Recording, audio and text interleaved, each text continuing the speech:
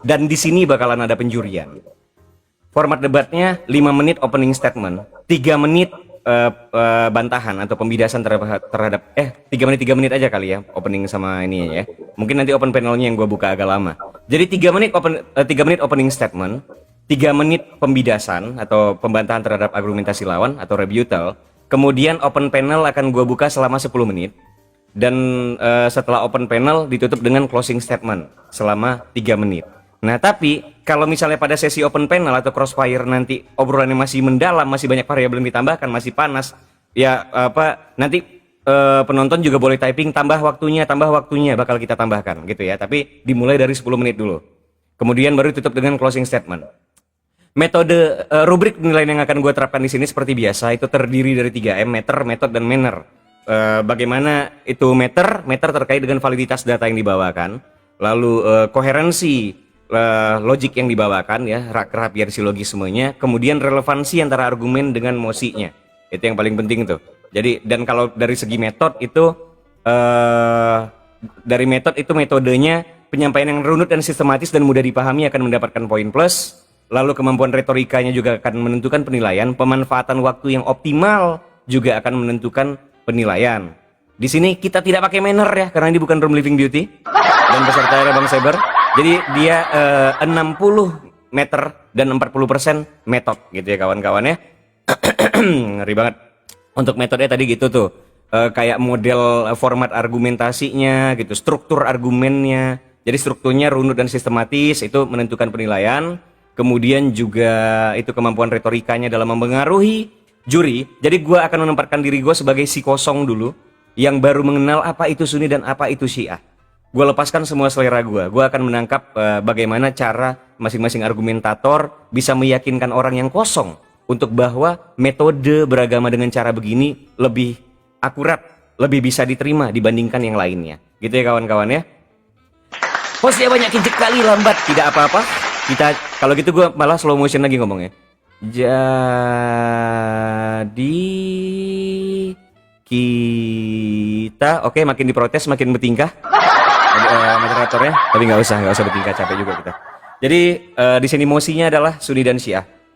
Menurut Sunni yang diwakili oleh Bang Saber, Syiah itu kafir. Dia keluar dari ajaran Islam. Dia tertutup. Sepakat ya itu mosinya ya? Sepakat Bang Saber? Sepakat. Boleh. Oke. Nah, ini bahaya nih Bang Giki jangan pakai jurus-jurus itu takfiri jangan gitu ya. Nggak boleh ya. Fokus ke argumentasinya aja. Karena nanti Bang Saber dia tertekan kalau udah bahas masalah takfiri, tertekan dia. Ya Allah, aku main-main ya Allah, kita langsung enggak. Merinding dia nanti. Oke, siap ya. Mosinya adalah menurut Sunni, Syiah itu kafir. Disitulah kita akan bawakan. Ada Bung Saber dan Bang Kiki. Udah clear ya masalah penilaian ya, 60% meter, 40% metode untuk penilaiannya. Clear ya? Boleh dari masing-masing pihak typing satu kalau udah aman. Jadi nanti gue bakal kasih timer 3, 3, 10, 3. 3 opening, 3 rebuttal, 10 open panel, dan 3 closing statement. Open panel nanti kalau kalian, wah masih seru, tambah waktunya host. Oke, tambah waktu hanya host 10 donat. Nggak bercanda ya, nggak apa-apa. Oke. Langsung aja kita mulai ya. Ngantuk tengok hostnya, biarin, bodo amat. Oke. Argumentasi akan dibuka oleh pihak pro yang diwakili oleh Bang Saber dan pihak kontra oleh Bang Kiki Siaan. Baiklah Bang Saber, waktu akan dimulai sejak mikrofon dibuka. Silakan Bang Saber menyampaikan opening statementnya. Selama 3 menit. Silakan. Oke, siap. Bismillahirrahmanirrahim. Aku mau memulai dengan firman Allah yang berbunyi, "Ma khalaqtul jin wal insa illa liya'budun." Satu, tidaklah kuciptakan jin dan manusia kecuali hanya untuk beribadah kepadaku ya. Catat, beribadah kepadaku, bukan kepada yang lain. Itu dulu satu. Bahwa Ahlussunnah wal Jamaah ini kalau mau didefinisikan, sebenarnya ahlun ini kan artinya keluarga bisa, pengikut bisa, komunitas bisa. Sunnah itu apa? Sunnah itu bisa disebut sebagai eh, ajaran, ucapan, perbuatan Nabi yang kemudian diikuti. Jemaah ini apa? Jemaah ini sebuah kelompok, kan begitu. Nah, jika ada pertanyaan bahwa apa sebenarnya perbedaan mendasar antara Ahlus Sunnah dengan Syiah, banyak orang yang mengatakan bahwa ini hanya perbedaan furu'iyah saja. Oh tidak, ini perbedaan usul. Secara tidak langsung, kalau sudah berkenaan dengan usul, maka ini juga akan berkenaan dengan akidah. Jika sudah berkenaan dengan akidah, maka hanya ada dua konsekuensi saja. Apa itu? Kalau tidak beriman, ya kafir. Kan begitu? Itu sudah persoalan akidah, ya. Nah, lalu kemudian kita juga bisa melihat ya bahwa berkaca daripada sejarah, pertengkaran atau pertarungan antara Sunni dan Syi'i ini adalah pertarungan paling purba sebenarnya. Sejak terjadi pasca meninggalnya Nabi Muhammad SAW, kan begitu. Di sini terjadi pertikaian yang besar-besaran sekali, di mana para ahlu sunnah ya tetap mengacu kepada apa yang ditinggalkan oleh Rasulullah SAW. Salah satunya apa? Menyerahkan urusan umat ini kepada siapa? Kepada kalian yang berhak menentukan. Rasulullah hanya tidak pernah berkata bahwa kelak pada saat aku wafat yang menjadi pemimpin adalah Ali bin Abi Thalib. Tidak pernah Rasulullah berkata begitu. Rasulullah hanya berkata, "Man kuntu maula fa aliyun maula." Barang siapa yang menganggap aku sebagai maula kalian, maka Ali bin Abi Thalib adalah maula kalian. Dan catat, bukan hanya Ali bin Abi Thalib yang dikatakan maula pada momen-momen tertentu. Cuma pasca terakhir dakwahnya, memang dia mengatakan dengan menyebut nama Ali bin Abi Thalib. Dan ini menjadi dasar akidah bagi Syiah, kan kayak begitu.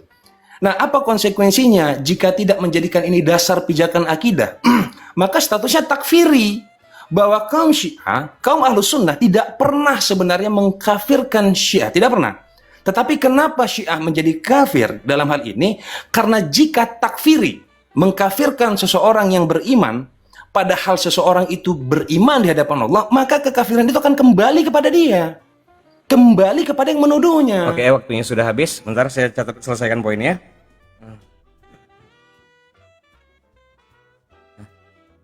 Udah kayak Oke. Sebentar, belum mulai. Sabar ya. Oke, karena gue sendirian, biasanya gue dibantu Liv untuk moderasi nih. Jadi gue harus perhatikan waktu sambil mencatat poin-poinnya. Baiklah, opening statement kepada pihak kontra 3 menit sejak mikrofon dibuka. Silakan Bang Gigi. Silakan. Assalamualaikum. Jadi pertama-tama kita perjelas dulu istilah kata kafir itu artinya menutup atau membalik atau bertentangan dengan yang seharusnya. Jadi saat di hadapan kita ada gelas lalu kita katakan piring, itu telah jelas kafir. Jadi kafir nggak usah diasumsikan aneh-aneh.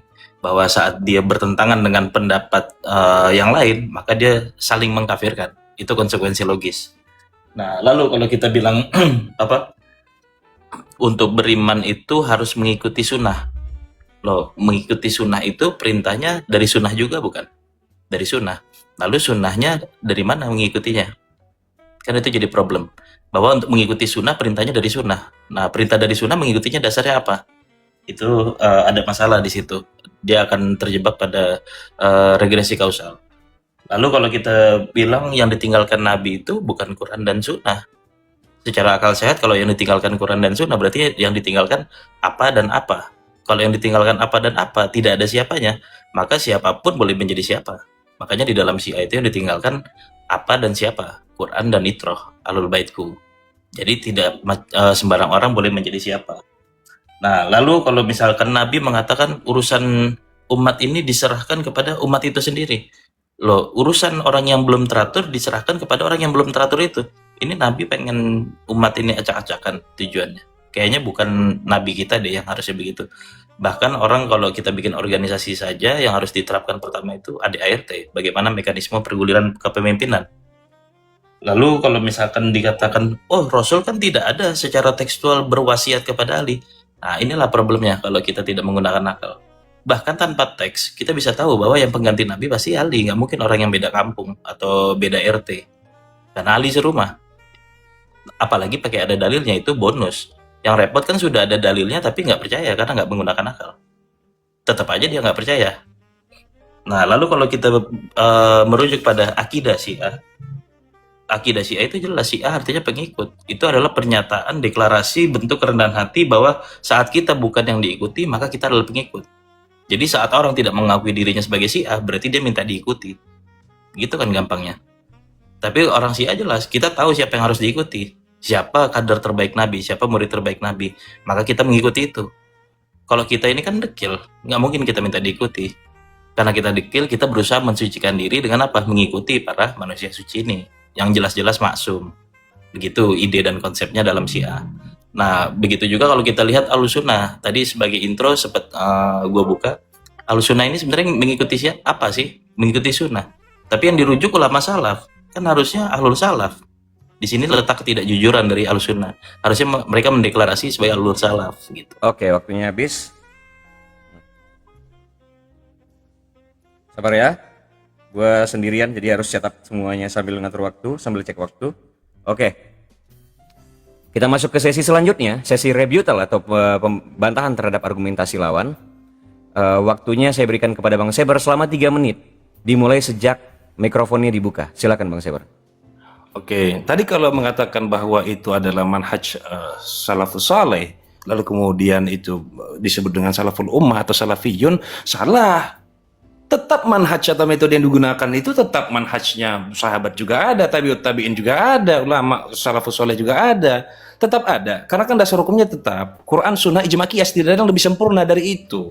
Bahwa filterisasi untuk mendapati sebuah hukum itu harus melewati banyak fase gitu loh. Dan itu sangat sempurna dan tidak akan memilih celah di dalamnya. Itu satu. Yang kedua, bicara soal maksumin. Nah, bahwa di dalam Quran Allah mengatakan atiullah bukan wa atiun nabi setelahnya. Atiullah wa atiur rasul wa ulil amri. Kan gitu. Pada amri tidak ada atinya di situ. Jelas ya? Pada Allah, atiullah ada atinya. Wa atiur rasul ada atinya. Tapi pada saat ulil amri, wa ulil amri. Nah, dalam hal ini musyawarah mufakat. Gitu loh. Ini kan jelas, Quran itu kan sangat sempurna dan sangat elok bahasanya. Lalu kemudian, kalau bicara soal yang maksumin, yang maksum itu adalah risalahnya, kerasulannya.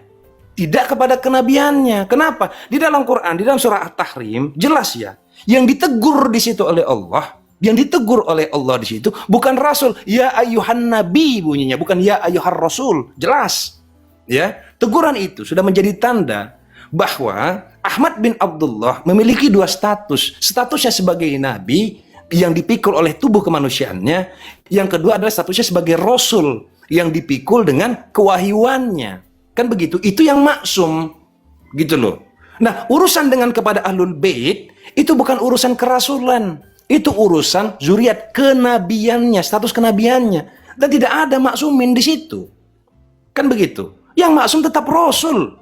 Bahkan Rasul menjadi suatu nasan, menjadi satu-satunya contoh suri tauladan. Rasul bukan Nabi, gitu loh.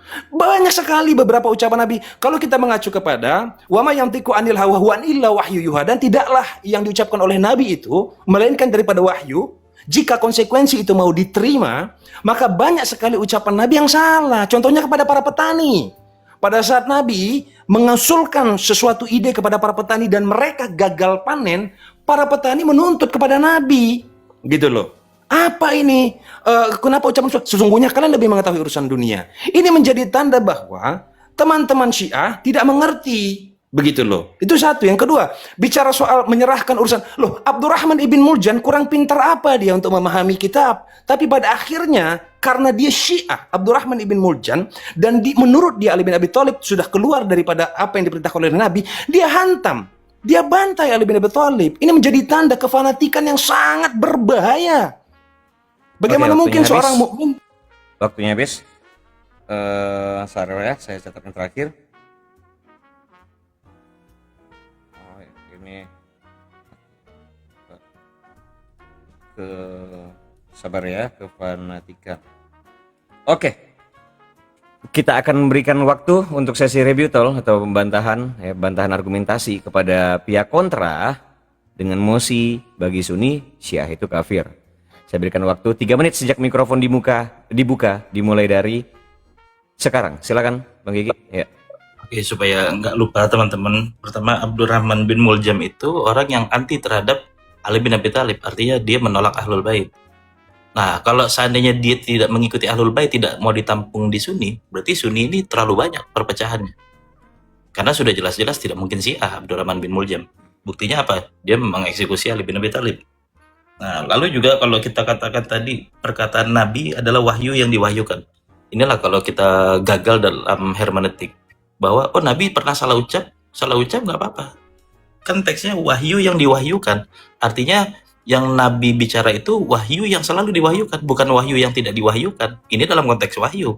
Kenapa ditariknya dalam konteks yang non-wahyu? Bahwa Nabi berbicara kepada petani bukan bicara wahyu. Tapi kalau Nabi bicara wahyu, wahyunya Nabi itu pasti diwahyukan. Itu konteksnya. Nah, lalu kalau kita bilang bahwa oh Rasul itu maksum, Nabi tidak maksum. Sedangkan tahapannya itu dia menjadi Nabi dulu, baru menjadi Rasul.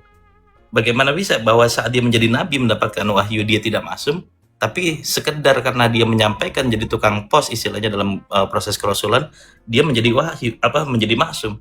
Itu kan menjadi problem. Jadi kalau misalkan oh Nabi ditegur tapi Rasul tidak, nah inilah kita terjebak pada kerangka kata. Padahal Al-Quran itu tidak hanya didekati dengan kerangka kata, tapi harus didekati dengan kacamata rasional. Nah sekarang kalau kita merujuk pada apa yang diyakini teman-teman Sunni, pertama sunnah, yang kedua ijma, yang ketiga kias. Pertama kalau kita lihat sunnah itu rujukannya hadis. Hadis itu harus punya metode sanad. Sanad, kalau setiap perkataan Nabi harus punya sanad, yang paling awal juga harus punya sanad. Tapi ternyata putus kan. Jadi menetapkan bahwa sunnah itu harus ada sanad, itu jelas-jelas tasalsul atau regresi ad infinitum. Lalu yang kedua ijma. Ijma jelas-jelas appeal to authority, appeal to majority. Bahwa pendapat banyak orang tidak mencerminkan itu adalah sebuah kebenaran, sekedar diyakini banyak orang. Bahkan Al-Quran itu selalu bicara yang banyak itu dengan tendensi negatif. Kebanyakan orang nggak beruntung, kebanyakan orang merugi, kebanyakan orang masuk neraka. Lalu yang terakhir ini juga perlu dijelaskan sama sabar, bahwa katanya Sunni menggunakan kias. Ayo kita cek bahwa kias yang digunakan dalam usul fikih Sunni itu menunjukkan pada analogi atau tamsil, atau menunjuk pada silogisme. Kias itu kalau dalam ilmu logika silogisme, tapi yang dilakukan sama teman-teman Sunni adalah kias merujuk pada tamsil, analogi. Di sini aja sudah gagal dalam penggunaan terminologi yang benar. Begitu. Jadi terlalu banyak kelemahannya. Dari sinilah saya menyatakan bahwa dia Sunni adalah kafir intelektual. Artinya dia menolak rasionalitas gitu. Padahal kalau kita sekedar mau mengaktifkan akal sehat kita, menerima si A nggak susah. Cuma masalahnya orang terlalu ego. Oke, waktu sudah habis. Sabar ya.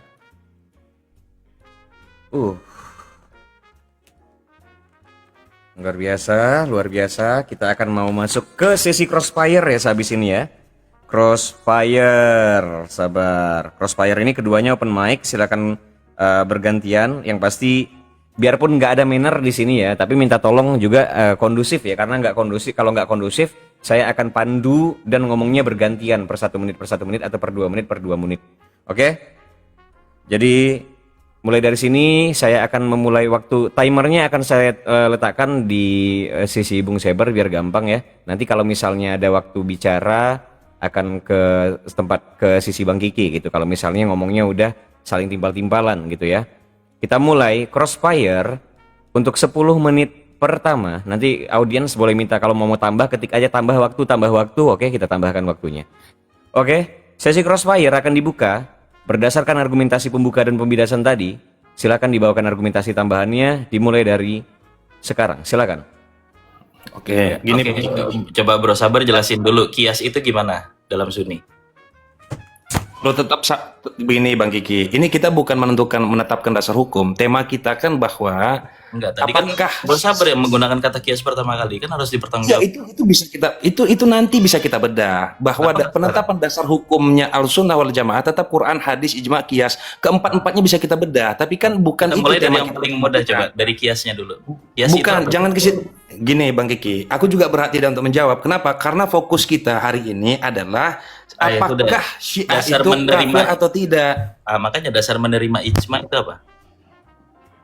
Loh itu sudah jelas, ada beberapa syarat sehingga dasar menerima ijma itu kan bahwa melimpahkan kepada sebuah otoritas. yang sifatnya juga mayoritas sehingga dia bisa dianggap mutlak kebenarannya, kan begitu. Otoritas dan Nah, jadi- mayoritas itu diametral, bukan pada posisi yang sama. Loh, Syiah juga kayak begitu, melimpahkan kepada otoritas dasar hukum mereka. Iya, bukan mayoritas.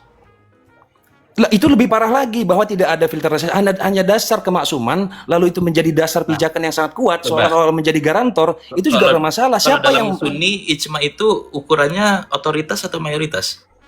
otoritas dan mayoritas? Nah, itu kan falasi, menggabungkan dua hal yang bertentangan dalam satu kata.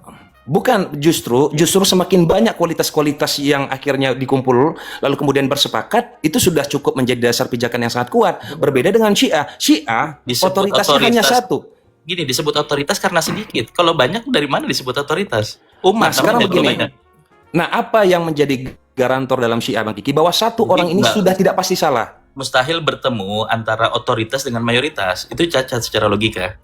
Mana yang lebih cacat, bahwa apa yang menjadi garantor, apa yang menjadi garansi, otoritas hanya dipegang oleh satu orang saja, Maksum. dan itu sudah tidak dipastikan salah. Maksum garansinya dan tertulis di Quran. Maksum. Nah, bayangkan garansi-garansi ilahi seperti itu kan tidak masuk akal justru, Bang memang Kiki. Ahlus Sunnah tidak Bahwa ke- menerima ayat Al-Quran bahwa menyatakan Ahlul Bait ini sebagai maksum.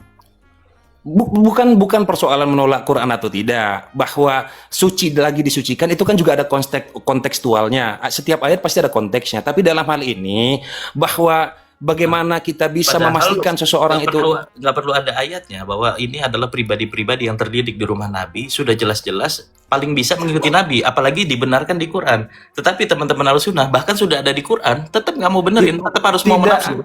tidak ada yang lebih mencintai itrah Ahlul Bait daripada Ahlus Sunnah wal Jamaah. Kenapa? Ini urusannya takfir ya, Bang Kiki ya. Bahwa Ahlus Sunnah wal Jamaah mencintai keduanya, mencintai Khulafaur Rasyidin dan mencintai Ahlul Bait. Tetapi coba. untuk Ahlul Bait sendiri, Dalam untuk Ahlul Bait Ahlussunnah, sendiri yang ajaran Loh. Imam Ja'far yang dipakai yang mana? banyak sekali, Yang banyak mana? sekali. Kalau banyak coba Loh. sebut dua. Loh, imam mazhab di dalam Ahlus Sunnah juga banyak loh mengadopsi Coba di daripada ajaran Imam Ja'far Ahlussunnah Shadiq. wal Jamaah. Jangan ke sana Dua dulu, aja Bang Kiki. ajaran Imam. Kenapa harus ke sana, Bang Kiki? Kenapa harus ke sana? Kita pembahasannya takfiri. Siapa yang kafir dalam hal ini? Ahlus Sunnah wal Jamaah. Ahlussunnah tidak memberani bahas Imam Ja'far. fikihnya, Kenapa Bang karena Kiki takut tidak itu berani? Kenapa Bang Kiki tidak berani masuk ke dalam bab itu? Siapa yang kafir di antara kita?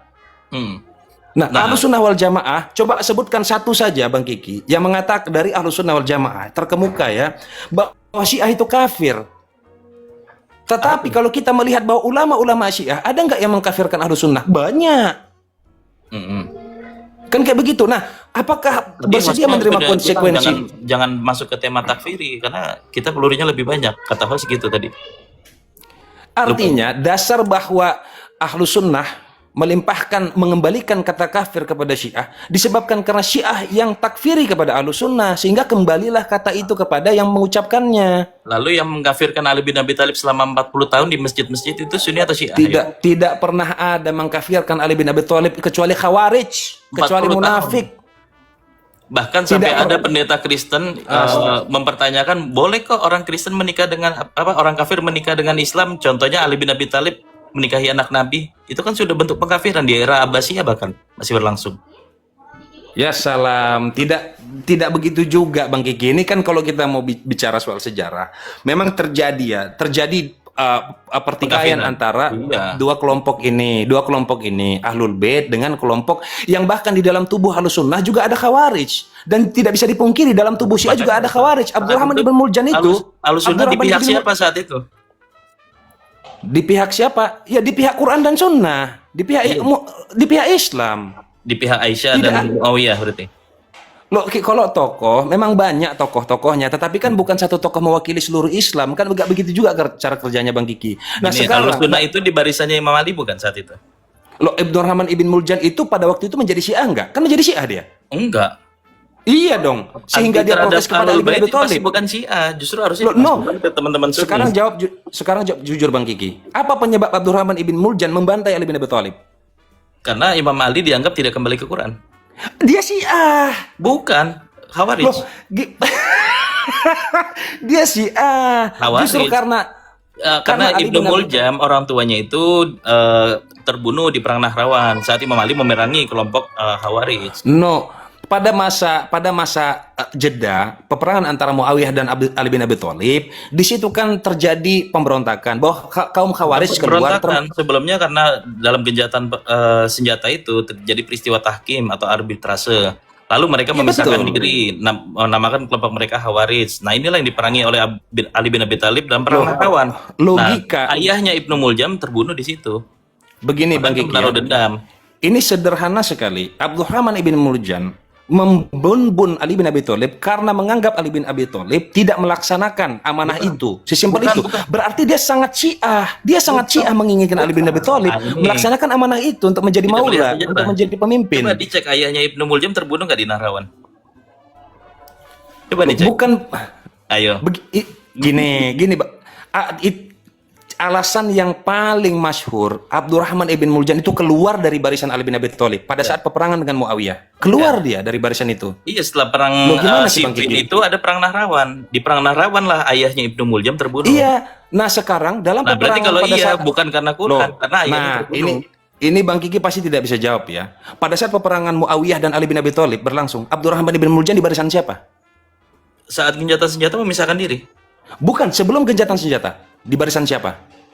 Kan mereka berkhianat, artinya bukan lagi Syiah. No, pada saat peperangan itu terjadi, Abdurrahman ibn Muljam belum lenceng, dia berada di barisan siapa? Loh, Di barisan Ali peperangan bin Abi ada Thalib. dua fase, setelah tahkim atau sebelum. Nggak bisa. Loh, enggak, tahkim juga masih fase peperangan itu, belum selesai. Loh, betul, tapi Abdurrahman ibn Muljam ini memerangi siapa? Kan dia memerangi Muawiyah, Bang Gigi. Oke, kalau misalkan mau dipaksakan dia Ibnu memerangi Muljam ini Muawiyah. bagian di Syiah, Sunni ini di kelompoknya siapa berarti? Muawiyah, Oh iya, yakin? benar, yakin. Berarti mengkafirkan Ali bin Abi Thalib Sunni ini. Begini, dalam hal Muawiyah tidak pernah mengkafirkan Ali bin Abi Thalib. Bang Kata Gigi. siapa? Memerangi itu Ya artinya udah, mengkafirkan. Memerangi Peperangan itu bukan serta-merta tentang keagamaan bahwa beliau menuntut siapa pembantai Utsman bin Affan, kan itu menjadi dasar mereka. Ya Begitu iya, juga apa yang didorong oleh karena Aisyah. dianggap Imam Ali tidak mengeluarkan pembunuhnya, dianggap Imam Ali telah kafir, maka diperangi. Loh, Muawiyah memprotes kebijakannya Ali bin Abi Thalib sebagai pemimpin. Kenapa kau tidak mengusut tuntas kasus Utsman bin Affan? Padahal bukan begitu. Bahwa Ali bin Abi Thalib ingin menurunkan Muawiyah sebagai gubernur, dia tidak terima. Itu sebab perang Siffin. Loh, harus ini dong, harus jujur dong Bang Kiki. Loh, kita ini bisa kan cek di dasar- mana di Nahjul Balagha di khotbahnya bahwa Imam Ali ingin menurunkan Muawiyah sebagai gubernur. Muawiyah nggak terima. Tetapi narasi sehingga akhirnya pecahnya perang itu disebabkan karena Ali bin Abi Thalib tidak selesai pada investigasinya. Kan itu dulu sehingga dianggap bahwa Ali bin Abi Thalib berpihak Imam Ali kepada tidak melakukan pembantainya. investigasi. Imam Ali saat menjabat khalifah yang dia lakukan adalah menurunkan seluruh gubernur yang menjadi antek-antek Bani Umayyah. Muawiyah Itu tidak kan mau turun. itu tuduhan yang tidak bertanggung jawab, Bang Bukan Kiki. tuduhan, ini tercatat dalam Nahjul Balagha. Dalam khotbah-khotbah Jumatnya Imam Ali. Nazul Balago. Itu tuduhan tidak bertanggung jawab. Tapi yang Bertanggung jelas jawab. begini. Bahkan Nahjul Balagha ini yang menulis itu tokoh Sunni Syarif Radi, seorang Mu'tazilah. Kita tidak pernah mendapati narasi di antara keduanya itu juga saling mengkafirkan. Tidak pernah ada. Justru yang mengkafirkan ada. adalah Ada. pengikut-pengikutnya yang mengkafirkan. Pengikut-pengikutnya yang mengkafirkan. Loh, Muawiyah, Abu Sofyan itu dikafirkan ada catatannya. Abu Sofyan emang pernah ini dianggap muslim? Coba. Pernah nggak? Sama siapa? Sama Pernah siapa nggak pernah dianggap dianggap muslim? Nggak tahu, pernah nggak ada yang menganggap Abu Sofyan muslim? Ayo. Gak begitu juga Bang Kiki. Ini berarti bukan diskusi. Ini bukan berdebat ini. Ini kan berarti sudah ajasnya. Loh, berarti justru memang tidak ada tendensius. kejelasan literasi, kejelasan sejarah dalam Sunni ternyata seamburadul itu ternyata. Gini, kita kan bukan bahas sejarah sebenarnya. Topik utama, kalaupun kita menggunakan sejarah, kita kan fokus kepada tema kita bahwa coba, siapa yang kafir dalam kalau hal misalkan ini. dalam Sekarang Sunni gini, itu coba. mengikuti Menurut- Quran Oke. dan Sunnah. Nah, Sunnah itu bagaimana dalam Sunni? Oke, coba sekarang aku tanya sama Bang Kiki ya.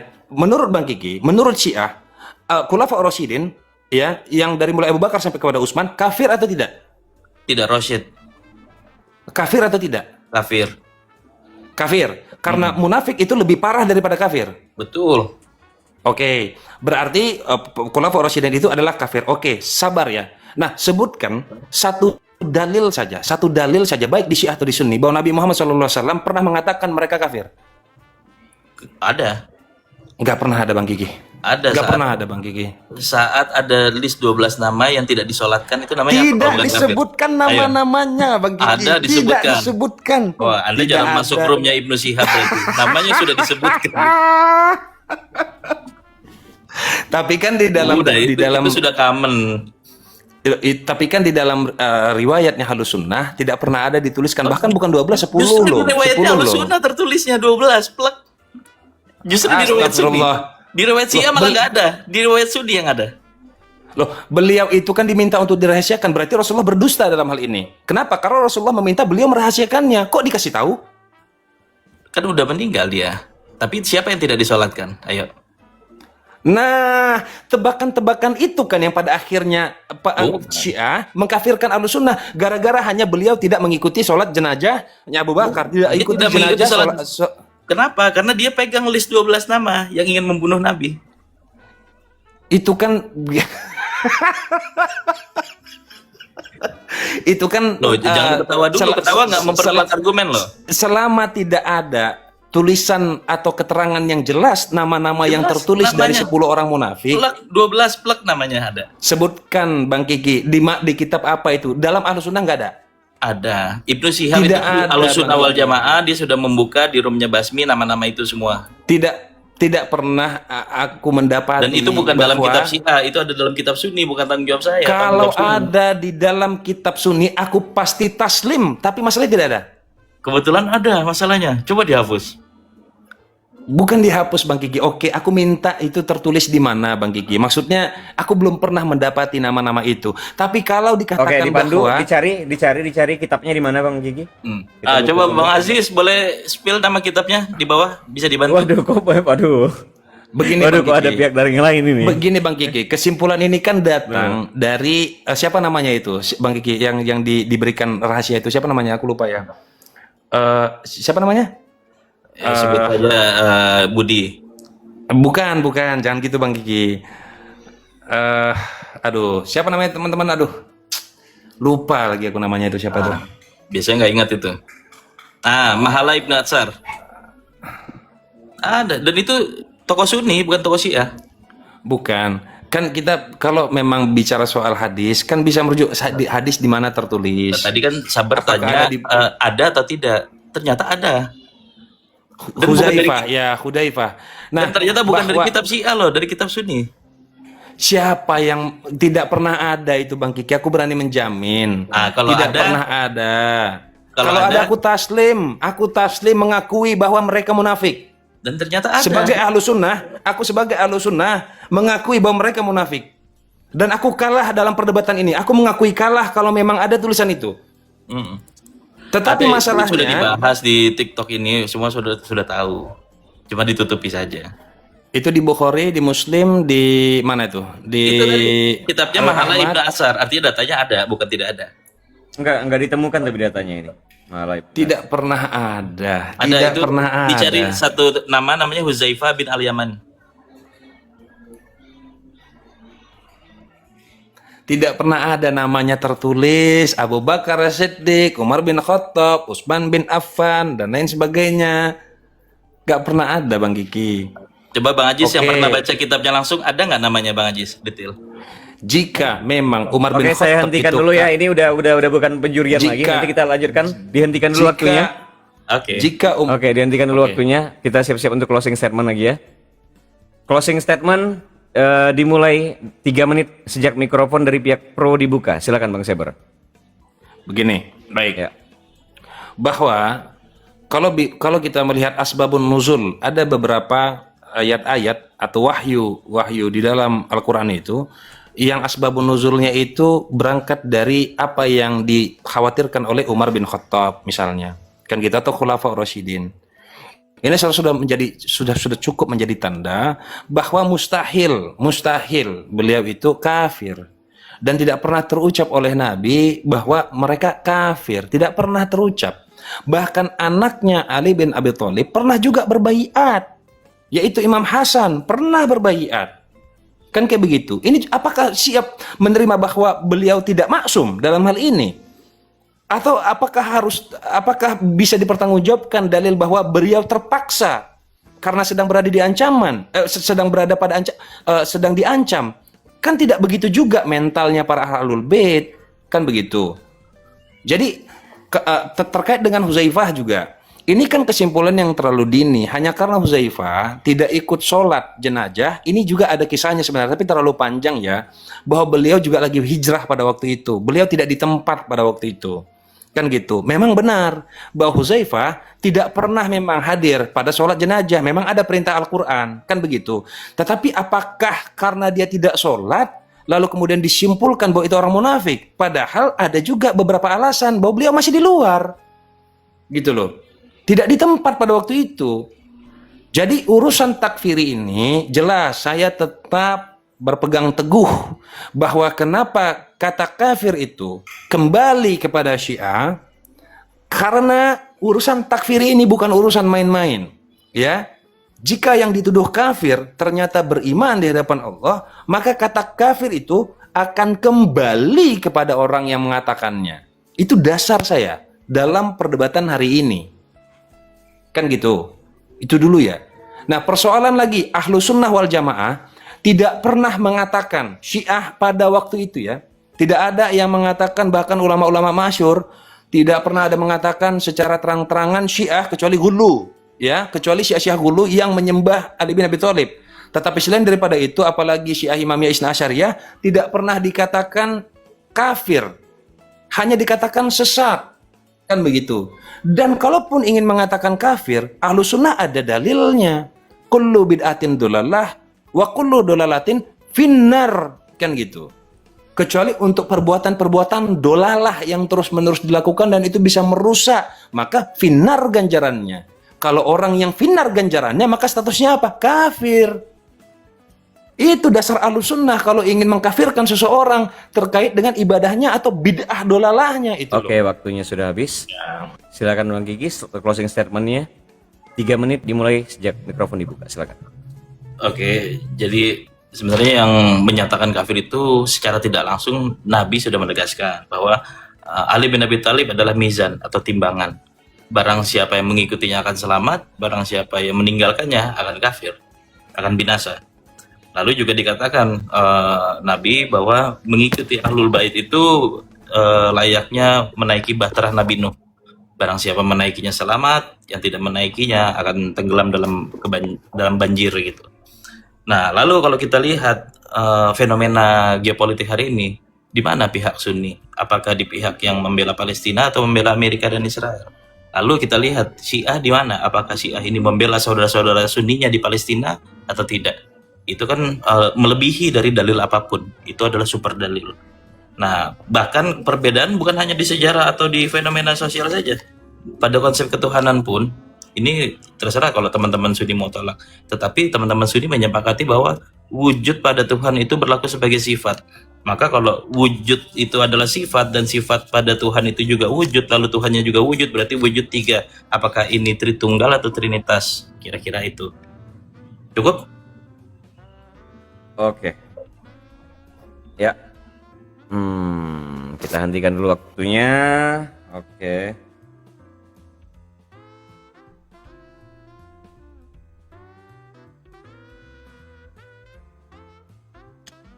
Saya di sini bentar ya. Gua penilaian dulu nih, cek. Sabar ya. Ada yang offside ya. Untung tidak melanggar adab kepada Ahlul Kisah, Ahlul Bait.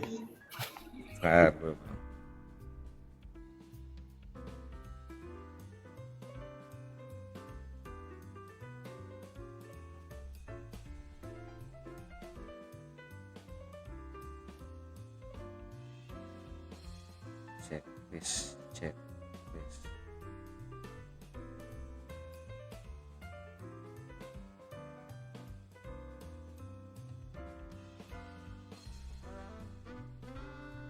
Oke. Sudah ya, gue langsung review. Ini gue menggunakan metode ini ya, rubrik penilaian yang biasanya. Metode penilaian yang biasanya. Argumentasi ini dibuka opening statementnya dari Bung Seber dengan pernyataan tadi dia sempat kayak tidak laku ciptakan jin yang beribadah kepadaku. Lalu dia mendefinisikan ahlun sebagai pengikut atau keluarga. Sunnah itu perkataan dan ucapan Rasul, Nabi atau Rasul. Jamaah adalah kelompok. Perbedaan ini bukan hanya furu, tapi juga pada perbedaan akidah. Ada pertikaian besar yang terjadi. Rasulullah meninggalkan urusan ini kepada kalian gitu. Dan Bang Seber menganggap bahwa man kuntu maula itu bukan man kuntu maula fa aliyun maula, itu bukan ini ya, bukan memilih Ali sebagai ini. Sebagai dia memilih Imam Ali sebagai maula dan bukan untuk pemimpin agama, dan ucapan maula itu diucapkan berkali-kali juga ke pihak yang lain gitu. Ada orang lain juga disebut sebagai maula. Lah, tapi di sini dia yang paling gong argumentasinya. Ahlu sunnah tidak mengkafirkan, tapi Syiah yang takfiri. Barang siapa yang takfiri, maka kafir itu kembali kepadanya. Itu argumentasi dari Bang Seber tadi ya. Dari Bang Kiki, kafir artinya tertutup, terbalik atau bertentangan dengan yang seharusnya. Jadi punya definisi yang kuat untuk masing-masing pihak ya.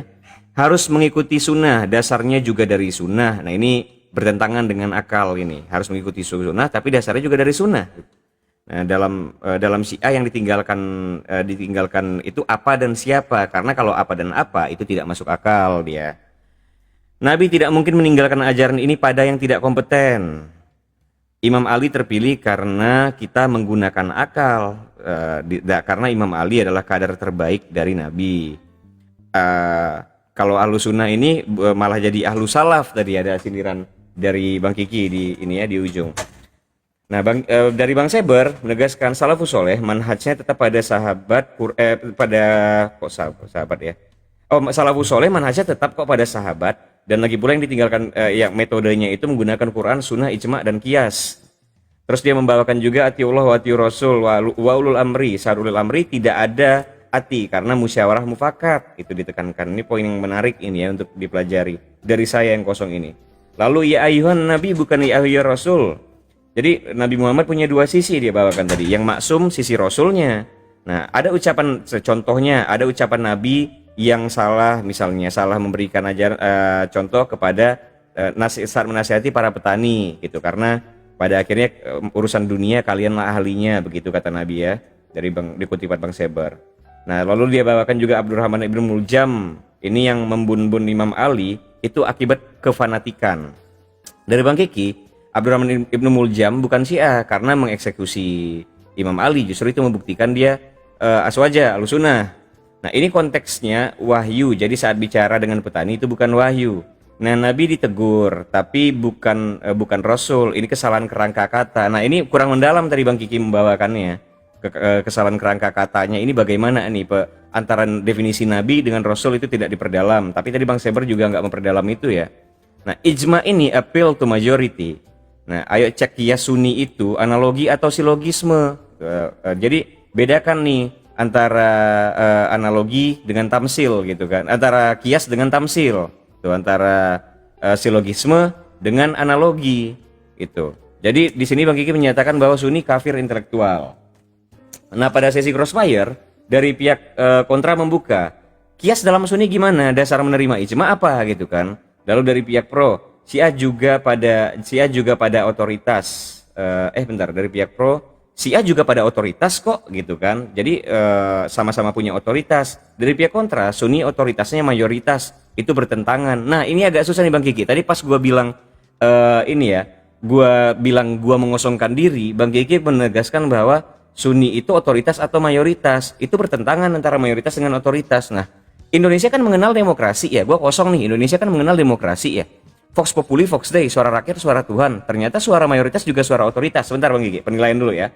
Ya, itu tadi kurang mendalam tapi dibahas tentang bahwa yang banyak itu apakah dia pasti salah atau kemungkinan salahnya akan lebih tinggi.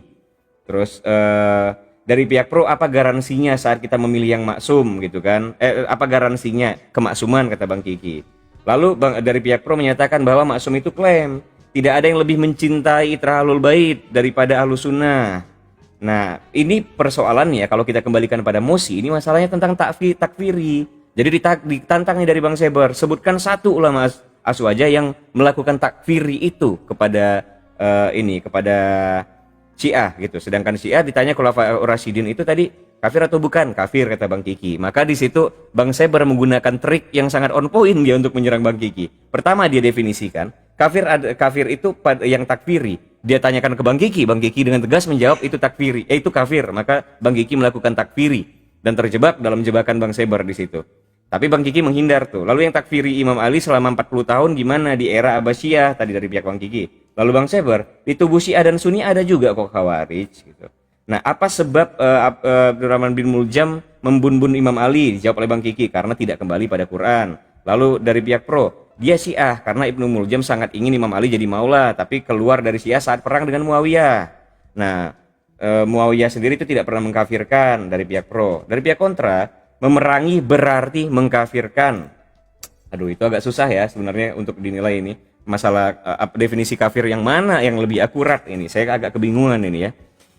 Dari pihak kontra, Imam Ali menurunkan gubernur yang jadi antek Muawiyah. Nah, dari kalau sunnah bagaimana dalam sunni? Ditanyakan nih dari pihak kontra. Lalu pihak pro, Khulafaur Rasyidin itu kafir atau tidak? Nah, ini yang saya sampaikan tadi nih. Kafir kata pihak kontra. Nah, pihak sunni tidak ada yang mengkafirkan. Maka dari sini lengkaplah sudah definisi saya gitu kan jadinya. Nah, fatalnya Bang Kiki mulai dari sini nih.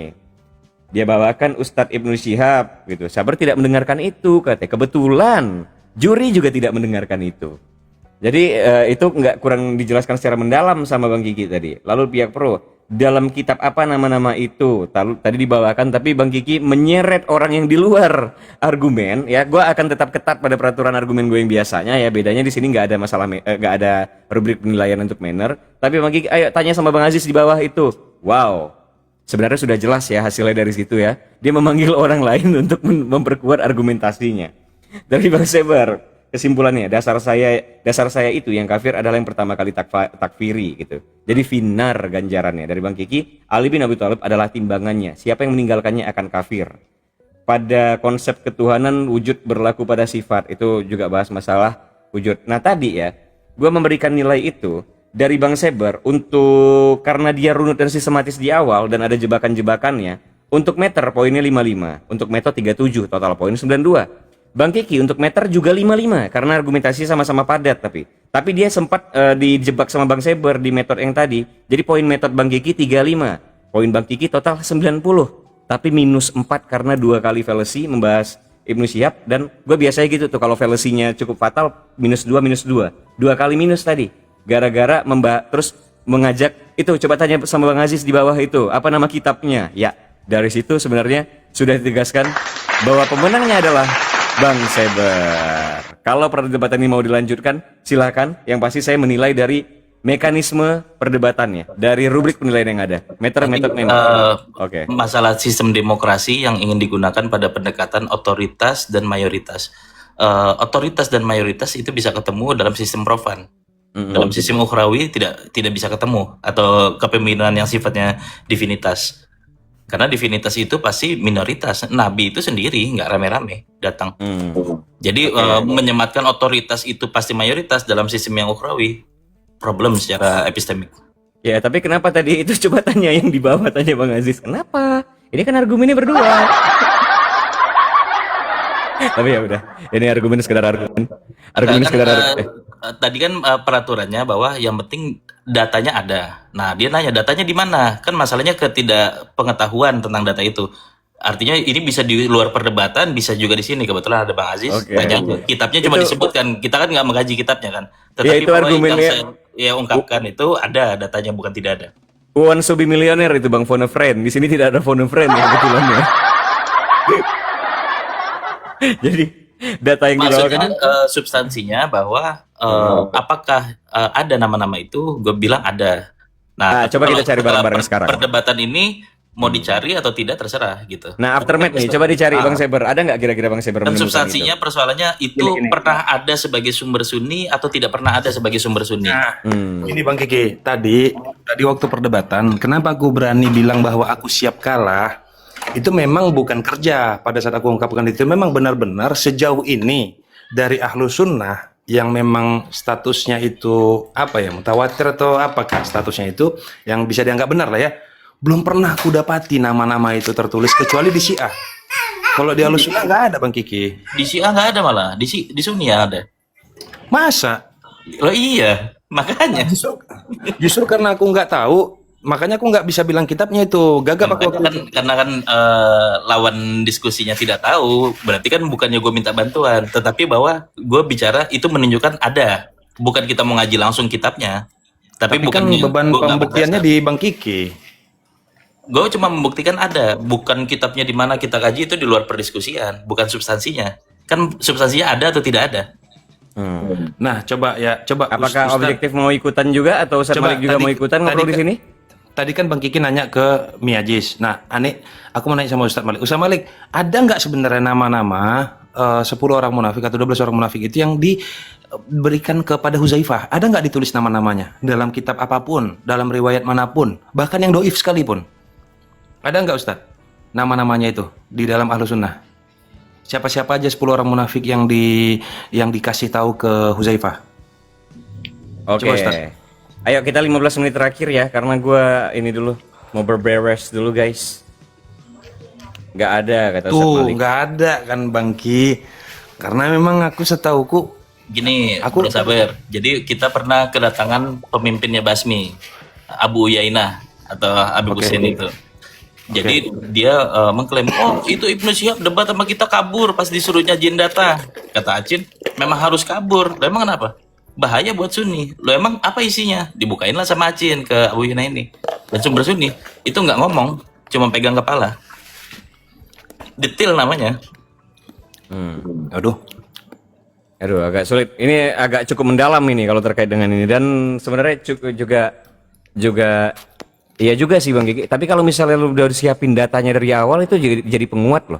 Bahwa selesai aku. Enggak, itu kayak perdebatan gue sama Ferry tentang teknologi ini dilahirkan filsuf atau dilahirkan oleh saintis. Lalu dia nanya IMC kuadrat. Kan bukan enggak. merujuk pada Tapi substansi. gini Bang Kiki gini Bang. Tadi Bang Seber di awal dia membangun premis bahwa siapa yang melakukan takfiri maka dia kafir.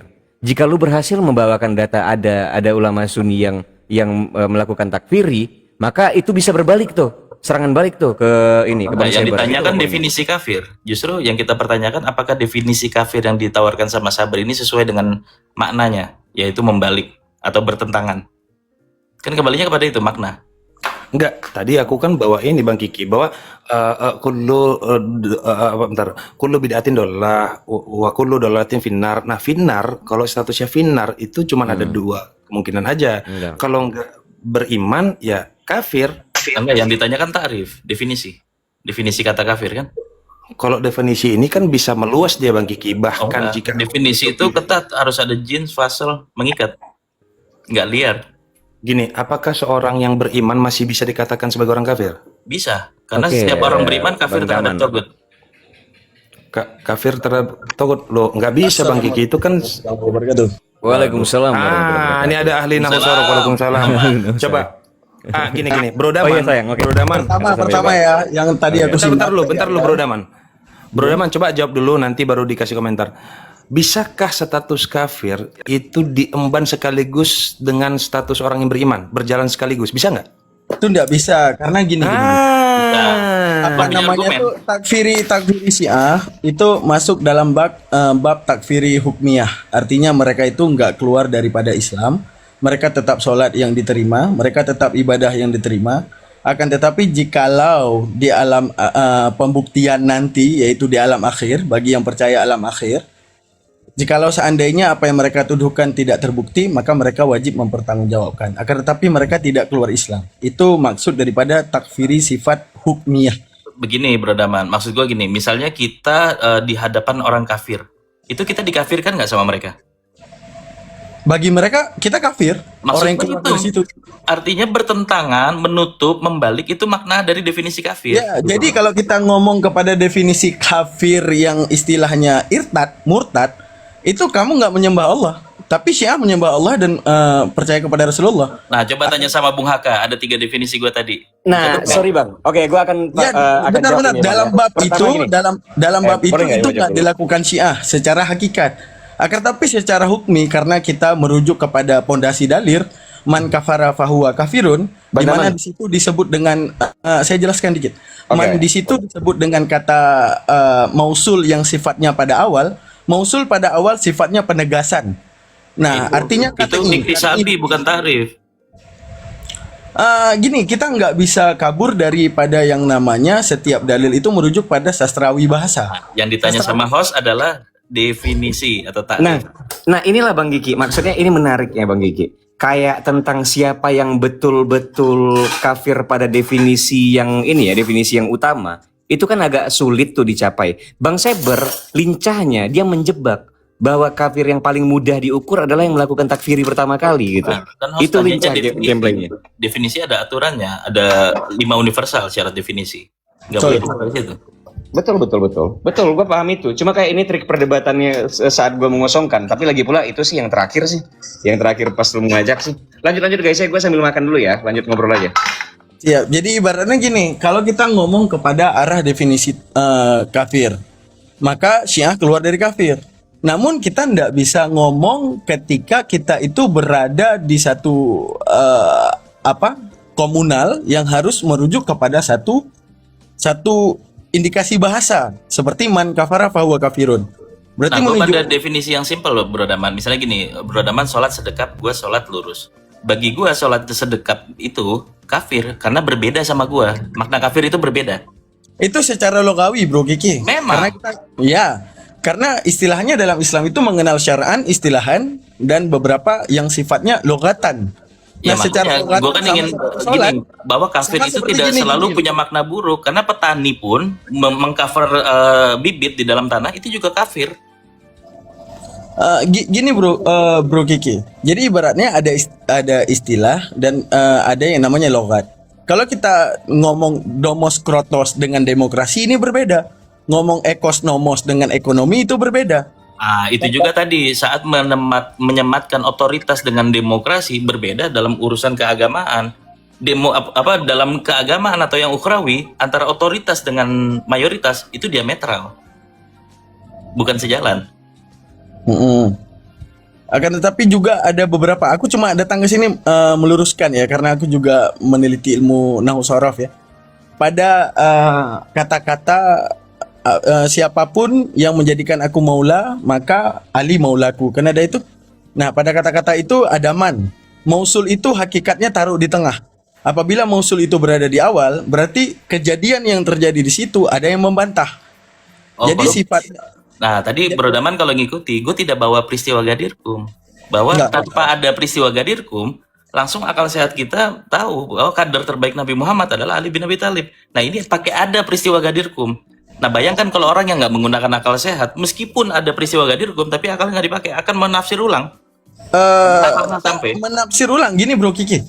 Rasulullah bisa langsung menyebutkan al maula ba'di gitu, ba'di al ali bisa dengan kalimat khabari. Pertanyaan kita, man yang dasarnya pada awal, kenapa harus dipakai di awal? Begini, Kalau Bro Daman, jadi- misalkan mau masuk pada tafsir itu, kata maula mau digeser, ini sama Bukan saja maula, Bro. man.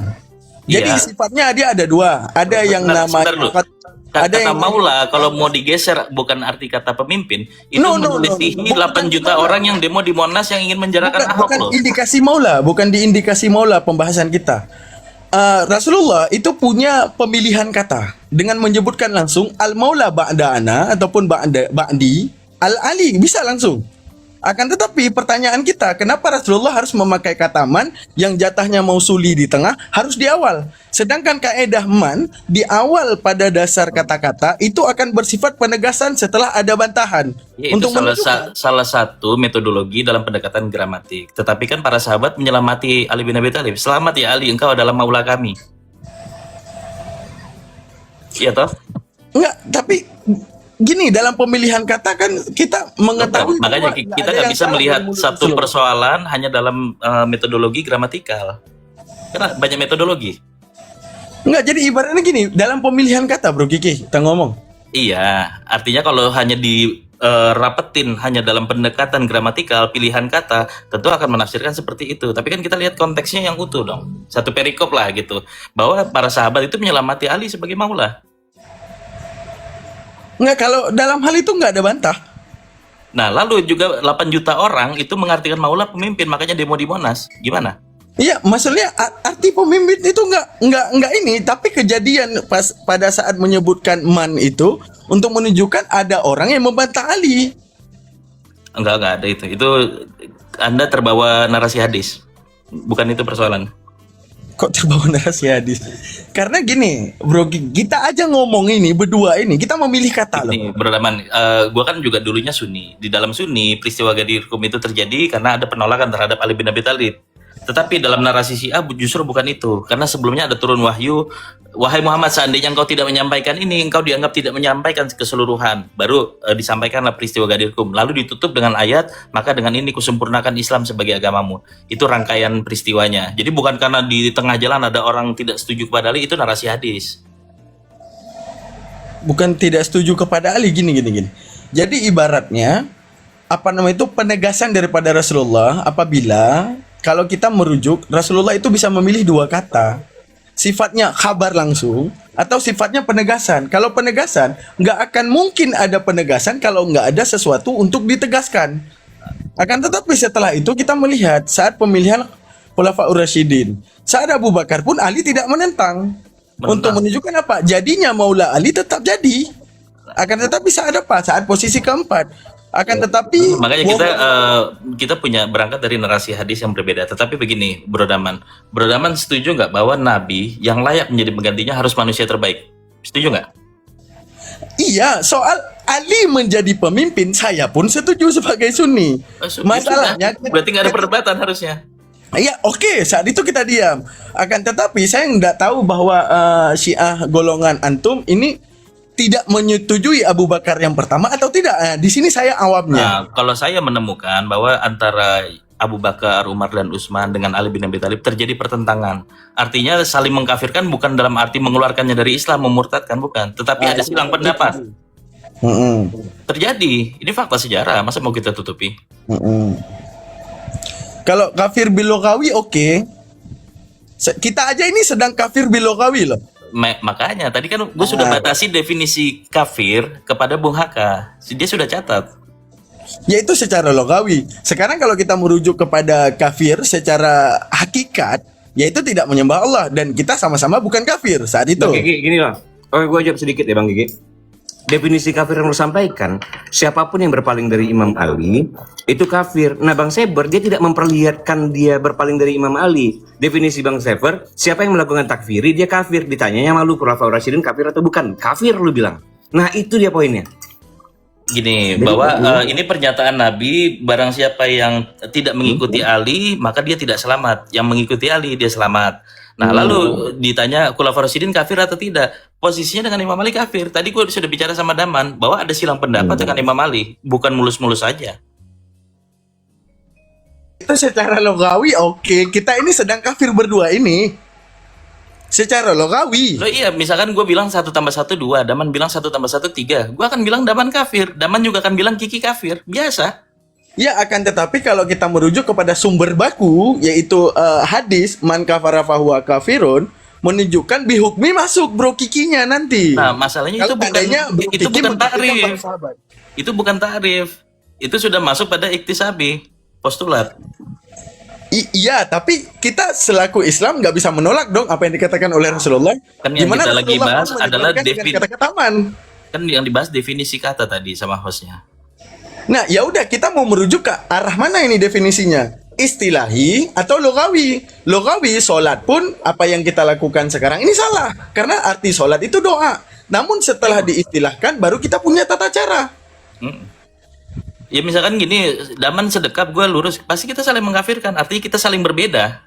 Secara logawi. Ya memang. Ya ini kita ngomong aja saling bertentang, ini kafir secara logawi. Nah, iya, dan maksud gue biasa-biasa aja. Kafir itu nggak buruk dalam arti lugawi. Logawi. Akan tapi bihukmi agak lebih naik tingkat itu bro Kiki. Kalau dalam Kenapa gue bilang begitu? Kita aja kalau beriman Bro Daman itu kan harus kafir juga terhadap Togut. Iya betul. Iya. Tapi tetap Bang Gigi, yang nggak bisa dibantah dalam rubrik penilaian tadi adalah Lu bilang itu kitabnya ada tuh dari Bang Aziz di bawah. Bang Aziz apa nama kitabnya tadi? Lu lagi berargumen lawan orang satu lawan satu. Enggak, Bang Aziz, substansinya apa namanya? cuma ditanya kitabnya ada atau tidak. Artinya Ya, tapi kan nggak argumen asal-asalan doang. lah gitu. Ya poinnya kan dalam berargumen, masa yang di bawah apa nama kitabnya tadi gitu. Ya enggak, itu artinya sama kayak Ferry Irwandi tiba-tiba nanya IMC kuadrat, keluar dari konteks. Substansi Nah, yang ini lagi kan dibahas tentang- apa? Ini kan tentang konsep ini kan, rumah argumennya aja sebenarnya. Kan kalau di argumen kan Mas, kalau misalnya melibatkan orang yang di luar untuk ditanyakan kan udah sebenarnya otomatis kalah gitu kan. Dan aturannya tadi adalah tidak boleh membawa data yang tidak ada. Nah, gue membuktikan bahwa data itu ada, bukan kita lagi mau kaji kitabnya, kan gitu. Objektif pasti paham maksud gua tuh. Coba. Dia aja ketik tadi kan 2 kali falasi nih Bang Gigi, falasi 2 kali gitu-gitu di bawah. Gue juga Gue tadi anggap kenapa gue bilang oh ini ada Ibnu Syihab, oh ini ada Bang Aziz, karena itu di luar substansi pembahasan. Artinya itu cuma Dan Bro Kiki yang paling saya menarik itu ketika Bro Kiki bahas masalah geopolitik. Memang di tubuh Sunni ada cacatnya, itu aja saya mau bilang. kapan sama Harry Pras? Nggak jadi Bro Daman kita. Jadi aku masih terafiliasi men. Ntar lagi lah aku pindah nggak terafiliasi, kita lanjutkan ya. Dilarang Nanti ya. ada waktu aku undang ke ini ya, ke studio aku kita Coba, podcast ya. gua Siap. tanya deh. Sebagai donaturnya sih objektif. Tadi Bang Gigi waktu nanyain ke bawah apa nama kitabnya, fallacy atau bukan, gue tanya objektif deh. Kalau gitu. Karena kalau rubrik penilaian gue biasanya ketat memang begitu Bang. Nggak boleh banget lah dalam perdebatan, maksudnya kayak ini coba tanya di bawah apa namanya gitu-gitu kan nggak boleh kan. Itu aja sebenarnya. Nah, aturannya kan tadi yang lo bilang bahwa dia harus bawa data yang memang terbukti, bisa dibuktikan ada gitu. Tapi kita tidak dalam lokusnya untuk membahas kitab itu. Kan? Tapi susah sih yang sering main juga objektif sama Bang Cyber yang sering main. Kan ini Bang, kayak dalam lagi argumen phone a friend kan nggak ada gitu. Itu tuh typingan si objektif itu fallacy Bang kata itu kan. Tapi ini mengulang kejadian beberapa abad yang lalu ya, ketika Saber masih neplos dan Bang Ali atunya. Wah, ini pertempuran kita dahulu ini.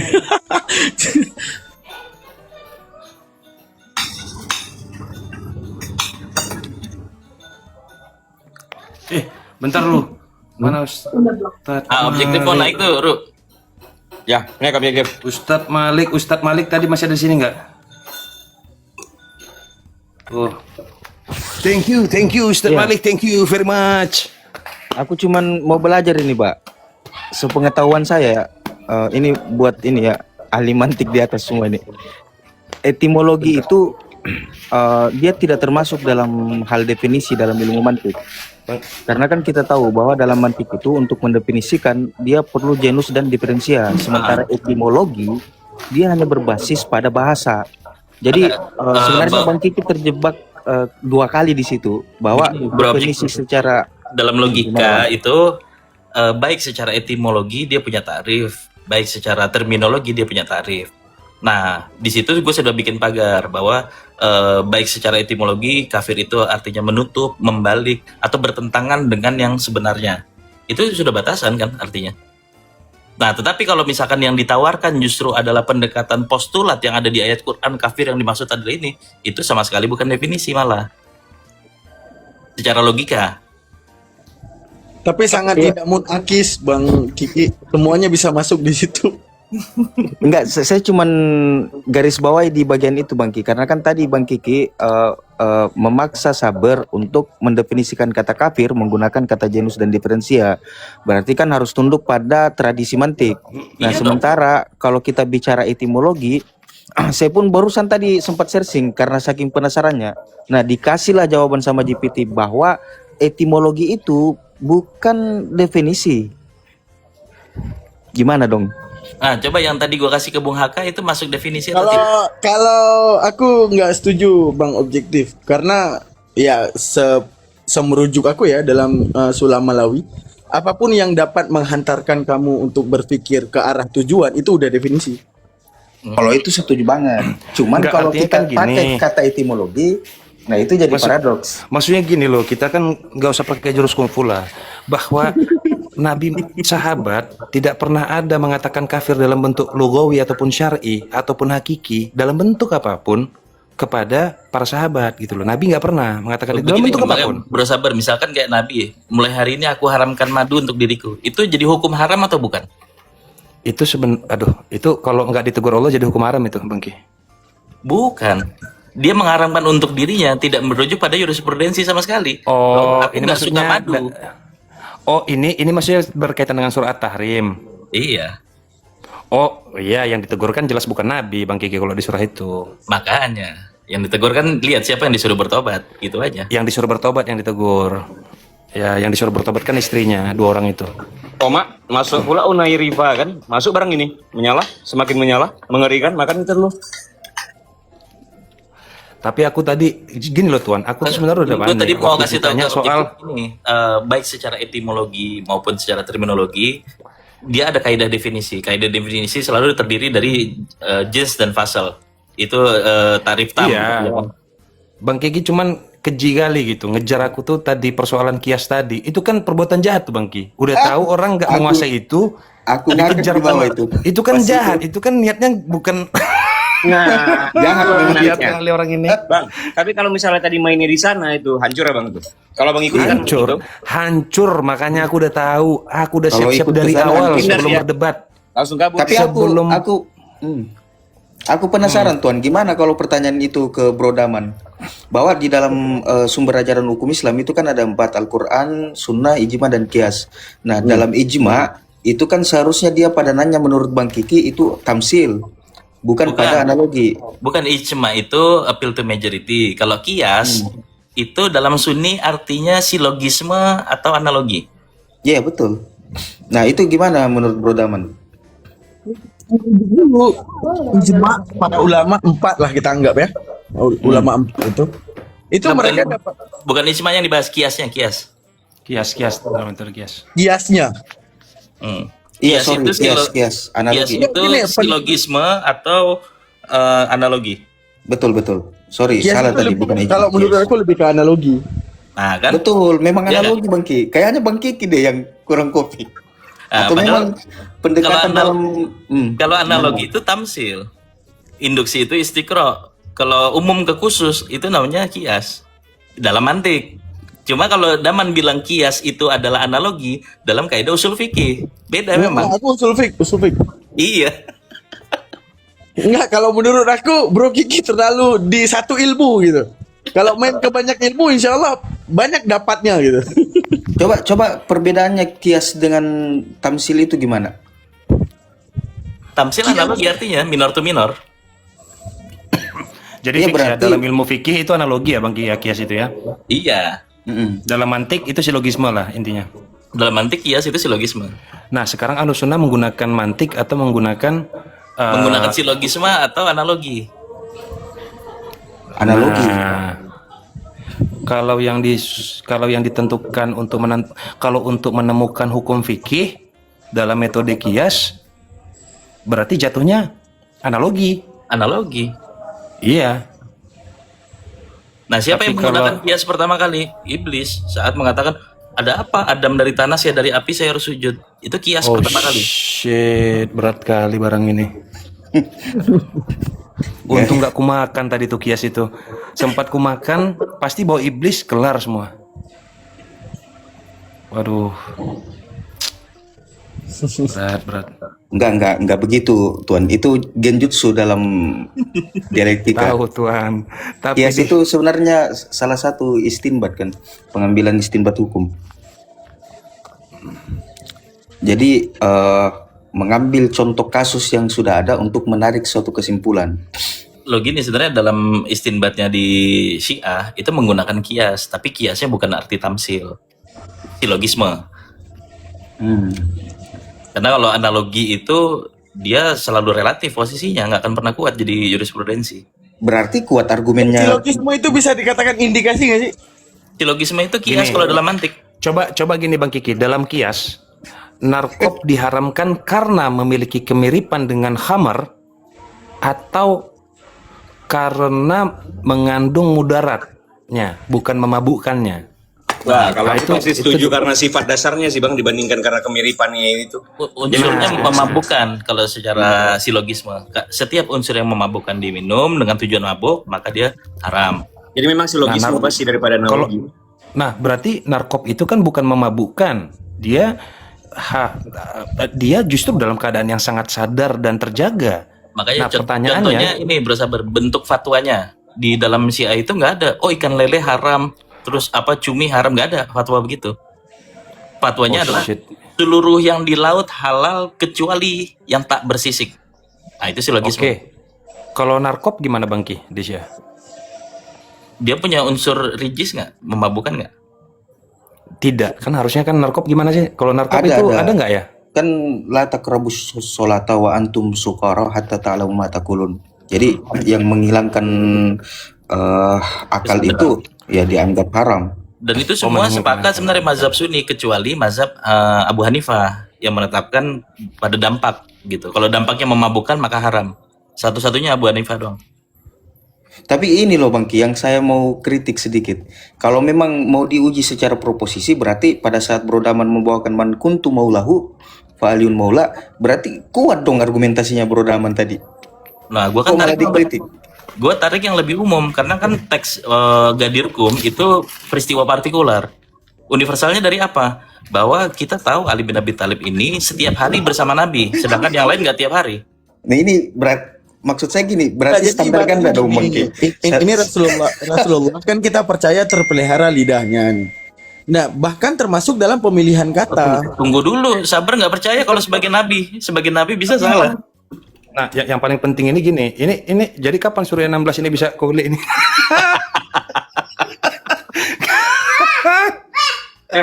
Yang hadiah ke Bang Seber udah gua kirim. Bang Gigi gua minta rekening ya Bang ya. Biar Bang gocap itu amanah Bang, wajib Bang. Ntar gampang. Kirim ya. Itu bukannya standar ganda Bang Ki. Bang Kiki menggunakan kaidah proposisi pada saat mengajar Bro Daman, tapi di satu sisi menggunakan pendekatan sejarah untuk membatalkan proposisi itu. Nih, gue ulang pelan-pelan ya, bro, objektif. Gua tidak ada peristiwa Gadirkum yakin bahwa Ali bin Abi Thalib pengganti Nabi atas dasar apa? Setiap hari bersama Nabi. Apalagi pakai ada premis minornya, yaitu peristiwa Gadirkum. Nah, tapi bayangkan bahwa ada premis minornya, peristiwa Gadirkum, tapi nggak punya premis mayornya, yaitu akal. Nggak akan pernah dapat maknanya. Bukan gitu Bro Kiki. Maksud Bro Kiki gini, aku mau tanya ke Bro Kiki gini. Bisa nggak sastra itu mengekang akal? Enggak, itu Sastra bagian satu sastra bahasa, itu termasuk bahasa Indonesia. Sekalipun akal nggak logik terhadap sastra tersebut, cuman karena Anda menggunakan bahasa tersebut, Anda harus tertunduk di bawah sastra, ataupun akal harus melawan sastra bahasa. Contoh gini, la ilaha illallah, tadi kita sempat bahas tuh. Kalau kita mau bongkar secara mantiki, la ilah, dia tidak ada kantor loh. Berarti berlaku pada seluruh Tuhan tidak ada, kecuali Allah. Maka konsekuensinya apa? Allah bukan Tuhan karena Allah ada, atau kalau Allah Tuhan, Allah tidak ada. Itu secara mantiki kalau kita mau bongkar. Tapi kan la ilaha illallah sudah bicara sastra. Ya, sudah berbicara sastra. Sama juga seperti saya bilang, tidak ada orang di rumah kecuali Bro Kiki, dan nggak akan pernah membantah Bro Kiki adalah orang. Iya, tapi kalau secara mantiki problem. Betul. Proposisi. Makanya saya bilang berarti sastra itu bisa mengekang pola pikir. Nah, makanya kalau kita perdebatan, yang kita terima itu pendekatannya sastra atau mantiki.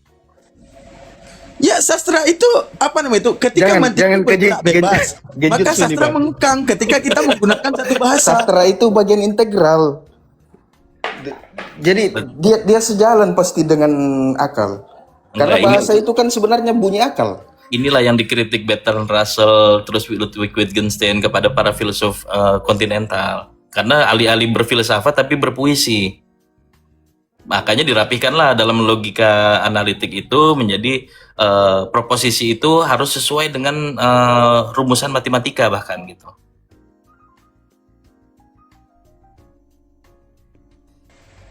Enggak, kalau kita kombinkan Allah satu-satunya Tuhan dengan tiada Tuhan kecuali Allah, ini menjadi hal yang berbeda apa gimana? Nah, itu kan masuknya apa? Kias istinai kan, bahwa yang satu berlaku sebagai anteseden, yang satu berlaku sebagai konsekuen kan. Ada mukadamnya, ada talinya kan, saling mengikat. Nah, maka kalau di mukadimahnya itu bicara tidak ada Tuhan, berlaku seluruh tanpa kuantor, maka konsekuennya kecuali Allah, maka Allah bukan Tuhan karena Allah ada, atau Allah adalah Tuhan tetapi tidak ada konsekuensinya. Jadi kalau saya bilang, mana yang lebih tepat? Kiki adalah orang atau tiada orang di dalam rumah ada Kiki atau tidak ada orang di dalam rumah kecuali Kiki. Berarti apakah menolak Kiki sebagai orang? Nah, sedangkan proposisi itu harus yang bisa menggambarkan realitas. Hanya ada Kiki di rumah, selesai. Nggak ada multitafsir. Kalau saya berarti selama ini orang ngomong tiada orang dalam rumah kecuali Kiki masih salah ya?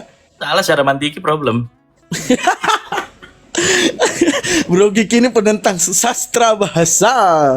Di situ sulitnya, guys. Loh, kalau kita mau berpuisi sah-sah saja gitu kan. Jadi kalau mungkin Bang Kiki ini polman, polisi mantik, ditangkap kalau ada salah-salah berpikir. Dia polisi mantik gitu. Orang udah capek Polman, bikin bahasa, udah pokoknya nggak masuk otak bahasanya, tolak. Tapi kalau gua ya, mantik bukan satu-satunya tolak ukur itu, karena ada banyak problem mantik yang nggak relevan, nggak terkoresponden dengan kenyataan. Nah, Contohnya orang yang mengatakan paradox mantik of punya Zeno. Iya, orang yang mengatakan mantik punya problem itu menggugatnya menggunakan mantik juga masalahnya, Ru. Nah, Iya, makanya aku mau bilang bahwa aku nggak setuju Betul, kalau betul. dalam hal itu. Makanya gue tuntaskan, tapi kan kayak paradox of Zeno gitu kan, kayak yang tentang itu kan dalam logika formil itu ada celah-celah itu, dia nggak selalu koresponden dengan kenyataan kan. Jadi contohnya kayak untuk aku mau ke rumah Bang Seber, jaraknya 100 meter, tiap 10 menit bergerak setengah jalan. Gerakan pertama 50 meter, lalu kedua 25 meter, lalu ketiga 12,5 meter, selanjutnya 6,5, terus 3,075. Secara hitung-hitungan, secara logika formil, secara mantik ya, itu gua nggak akan pernah sampai ke rumah Bang Seber. Tapi pada akhirnya kan di realitas kita terikat ruang dan waktu gitu kan. Nah maka Kalau digugat secara sains sebenarnya ekstrimnya Aristo itu saat dia menganggap logika induksi atau istiqro itu sama sekali tidak bermanfaat, itu masih bisa digugat di hari ini karena kan pengetahuan sudah makin terbuka, informasi terbuka. Artinya pengetahuan induktif itu bisa nggak mendekati pengetahuan deduktif, atau istiqro bisa nggak mendekati kias? Bisa selama sampel-sampelnya itu holistik.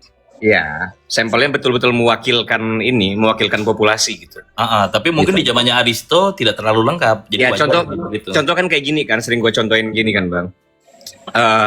Barusan makan bakso nih gitu, enak nggak baksonya? Enak kan, lu belum coba semua gitu, lu baru coba sepiring, sedangkan dia kan satu bak penuh gitu kan. Nah harus apakah semuanya yang dong. partikular bisa menghukumi yang general gitu kan? Oh ternyata bisa gitu. Yang penting antara sampel dengan populasinya itu konsisten kan. Itu tuh kalau dalam sains saya mengaminkan itu antara sampel dengan populasi dia Bung konsisten. Haka, salam Ya. kenal ya. Cuma saya ingin salam kenal. menanyakan sesuatu. Menurut Bang Bu Haka, kira-kira mantik itu ketika bertabrakan dengan sastra, dia harus tunduk di bawah sastra satu bahasa, atau justru bahasa yang harus tunduk di bawah kemantikan? Aduh, sastra nggak boleh tunduk pada siapa-siapa kok Bang. Sastra mah ekspresi kebatinan. Di perdebatan kontinental sama analitik. Sistem bahasa lah lebih tepatnya. Makanya Kayak Bang, kalau misalnya kita gramatikal. bicara sastra, puisi kan nggak harus punya sistem bahasa gitu. Enggak Kalau- semua sastra tentang puisi. Apa ya? Sastranya apa dulu nih? Sistem Kalau bahasa. sastranya sebagai seni, nggak mungkin dia tunduk pada siapapun. Tapi kalau misalnya karya sastranya ini yang bisa jadi referensi, tapi susah ya. Kalau liturgi juga masuk karya seni sih menurut gua Bang, susah. Nggak bisa tuh.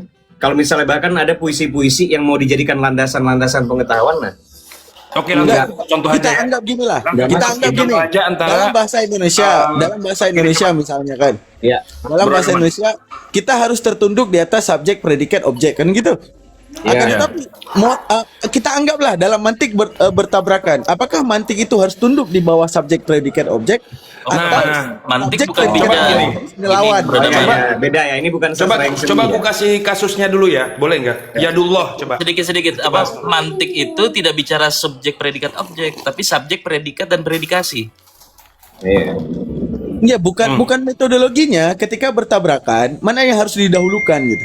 Nah, tinggal oke Bang pilih Daman. antara estetika sama logika, mana yang lebih Ya, diperlukan? ini menarik di Bang Kiki karena kalau dalam sejarah filsafat Barat kan ini juga problem ini Bang antara Verstegen dengan Erklaren ini.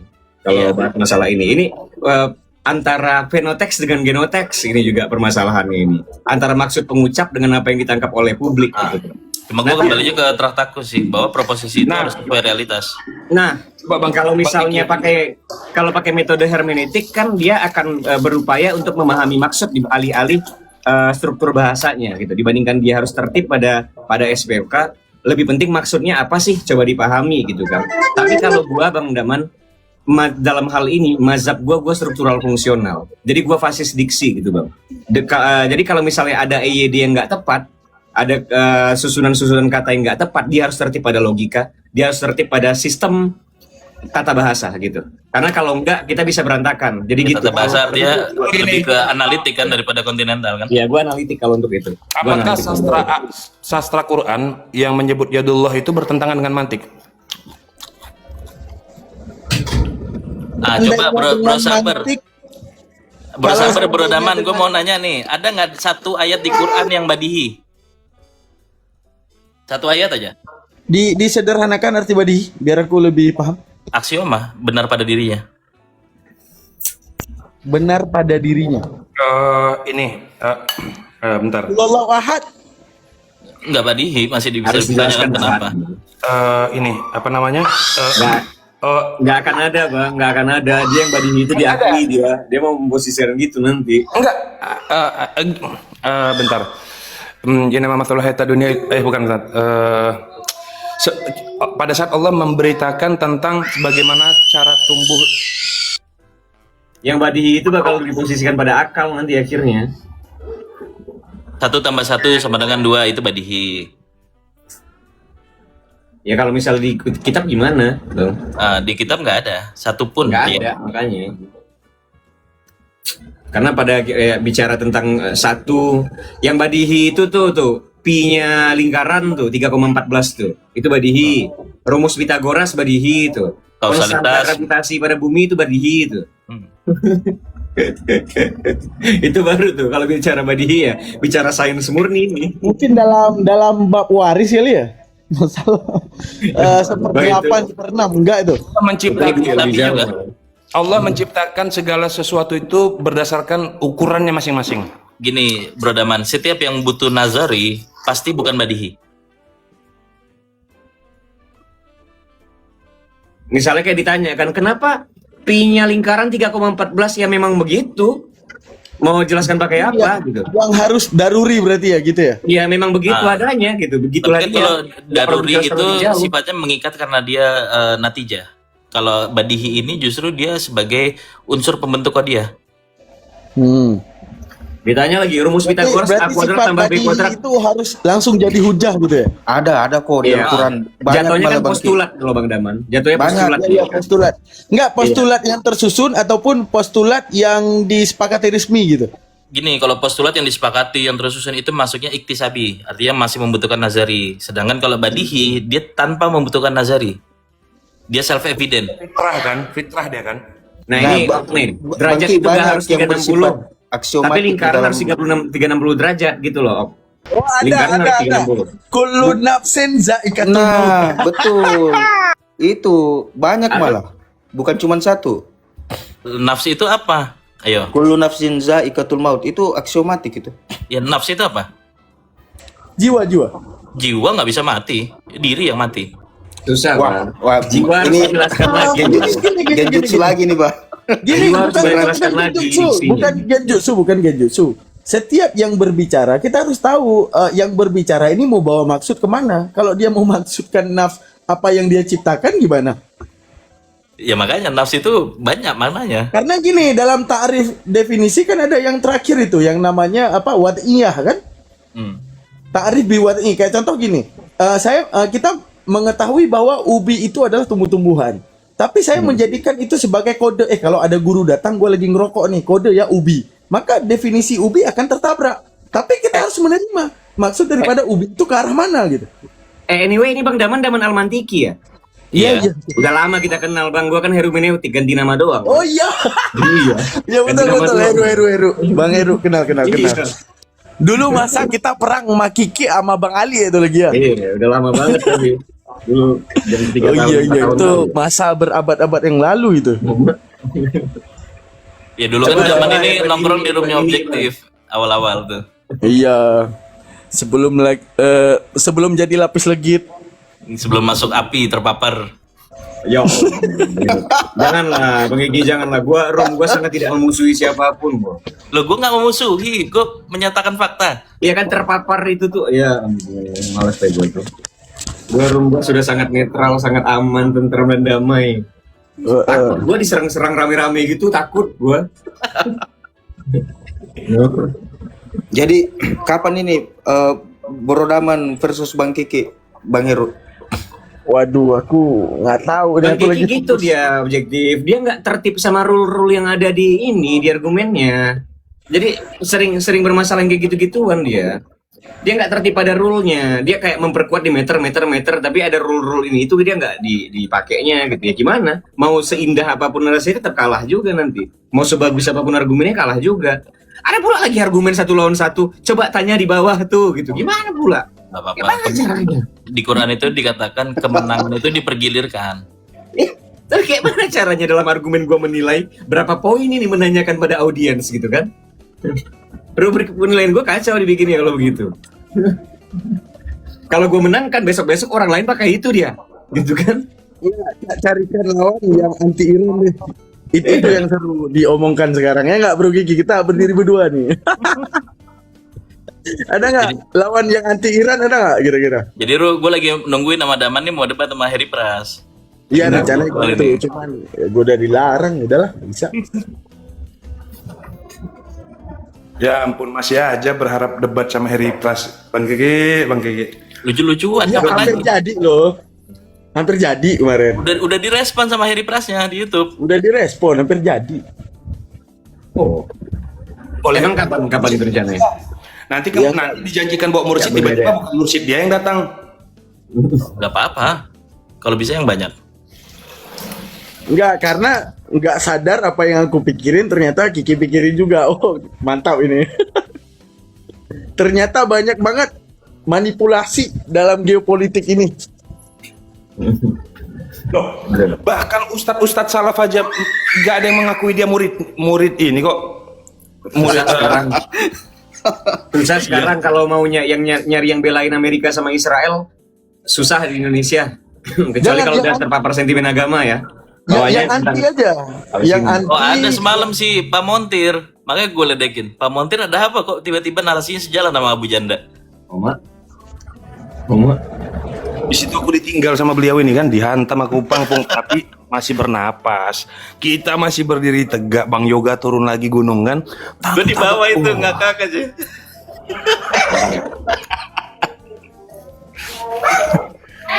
Gila deh.